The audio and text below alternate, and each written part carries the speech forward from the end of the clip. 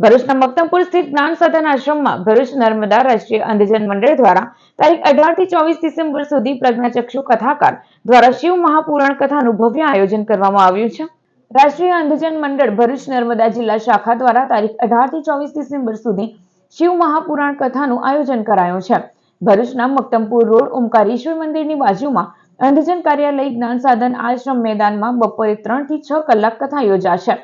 ગુરુવારે આયોજિત પત્રકાર પરિષદમાં NAB ગુજરાત શાખાના મંત્રી તારક લુહાર, ભરૂચ નર્મદા શાખાના પ્રમુખ ખુમાનસિંહ વાસિયા, ઉપપ્રમુખ Vinod Chhatriwala, fund raising committee chairman Kaushik Pandya, Naresh Thakkar, Sanjeev Shroff, Bharat Parekh, Kanubhai Parmar, Gopal Shah સહિતના ઉપસ્થિત રહી માહિતી અપાઈ હતી। દેશ વિદેશમાં 400 થી પણ વધુ કથાઓ કરનાર શ્રીમદ ભાગવત પર PhD થયેલા વિદ્વાન યુવા પ્રજ્ઞાચક્ષુ ડોક્ટર કૃણાલ શાસ્ત્રીજી વ્યાસપીઠ પરથી કથાનું રસપાન કરાવશે।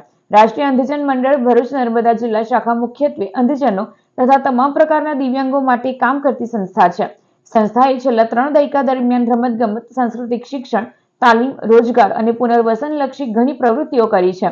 ભરૂચ અને નર્મદા જિલ્લાના પ્રજ્ઞાચક્ષુ માટે શિક્ષણ તાલીમ આપવા માટે કોઈ પણ સંસ્થા ન હોવાથી સંસ્થા હવે પોતાની સેવાઓ વિસ્તારવા અને સ્થાનિક કક્ષાએ શિક્ષણ અને તાલીમની ખોટને દૂર કરવા આગળ વધી રહી છે। આવી જ એક કડી રૂપે સંસ્થા દ્વારા શિવ મહાપુરાણ કથાનું સુંદર આયોજન કરાયું છે। જ્ઞાન સાધન આશ્રમ મક્તમપુર ખાતેના પવિત્ર સ્થળે શિવ પુરાણની મહાકથાનું આયોજન ભરૂચ જિલ્લા અંધજન મંડળ દ્વારા કરવામાં આવ્યું છે। અને જે કથાકાર જે છે એ શ્રી કૃણાલભાઈ શાસ્ત્રી કે જેઓ ગયા વર્ષે ભાગવત કથા કરી છે, તો આ વર્ષે શિવ પુરાણની કથા અહીંયા કરવામાં આવે છે। તો શિવ પુરાણ કથાનો ટાઈમ છે સાંજે 3 વાગ્યાથી લઈને 6 વાગ્યા સુધીનો સમય છે।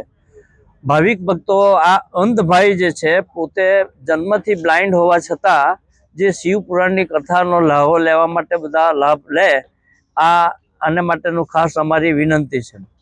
આ શાસ્ત્રી એવા છે કે જેઓ ભાગવત કથા કરે છે, રામાયણની કથા કરે છે, દેવી ભાગવત કરે છે અને શિવ પુરાણનું પણ આ કથા એમના દ્વારા થાય છે। તો આ એક વિશિષ્ટ કથાકારને માણવા, સમજવા, જોવા અને સાંભળવા, શ્રવણપાન કરવા પધારો એવી અમારી નમ્ર વિનંતી છે।